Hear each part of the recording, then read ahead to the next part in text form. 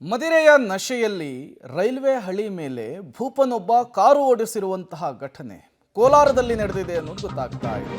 ಕುಡಿದ ಮತ್ತಿನಲ್ಲಿ ರೈಲ್ವೆ ನಿಲ್ದಾಣದೊಳಗೆ ಕಾರನ್ನು ನುಗ್ಗಿಸಿದ್ದಾನೆ ವ್ಯಕ್ತಿ. ಕೋಲಾರ ಜಿಲ್ಲೆಯ ಟೇಕಲ್ ರೈಲ್ವೆ ನಿಲ್ದಾಣದಲ್ಲಿ ತಡರಾತ್ರಿ ನಡೆದಿರುವಂತಹ ಘಟನೆ ಇದಾಗಿದೆ.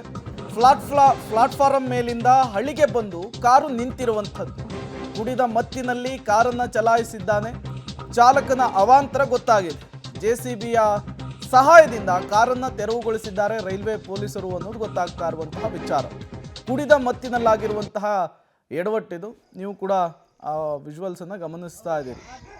ಕಂಠಪೂರ್ತಿ ಕುಡಿದು ಆ ವೆಹಿಕಲನ್ನು ಪ್ಲಾಟ್ಫಾರಮ್ ಒಳಗೆ ನುಗ್ಗಿಸ್ಬಿಟ್ಟಿದ್ದಾನೆ. ಅದಾದಮೇಲೆ ಬಂದು ಆ ಗಾಡಿ ಏನಿದೆ ಅದು ರೈಲ್ವೆ ಹಳಿಗೆ ಬಂದು ಬಿದ್ದಿರುವಂಥದ್ದು. ಅದನ್ನು ಜನರ ಕೈಯಲ್ಲಿ ಎತ್ತೋದಕ್ಕಾಗಿಲ್ಲ, JCBನೇ ಕರೆಸಬೇಕಾಗಿದೆ.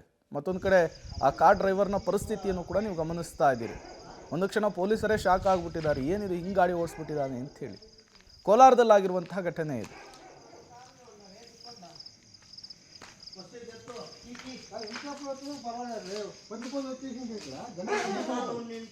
ಯೆಲ್ಲೋ ಬೋರ್ಡ್ನ ಗಾಡಿ ಕಂಠಪೂರ್ತಿ ಕುಡಿದು ಗಾಡಿಯನ್ನು ರೈಲ್ವೆ ಸ್ಟೇಷನ್ ಒಳಗೆ ನುಗ್ಗಿಸ್ಬಿಟ್ಟಿದ್ದಾನೆ.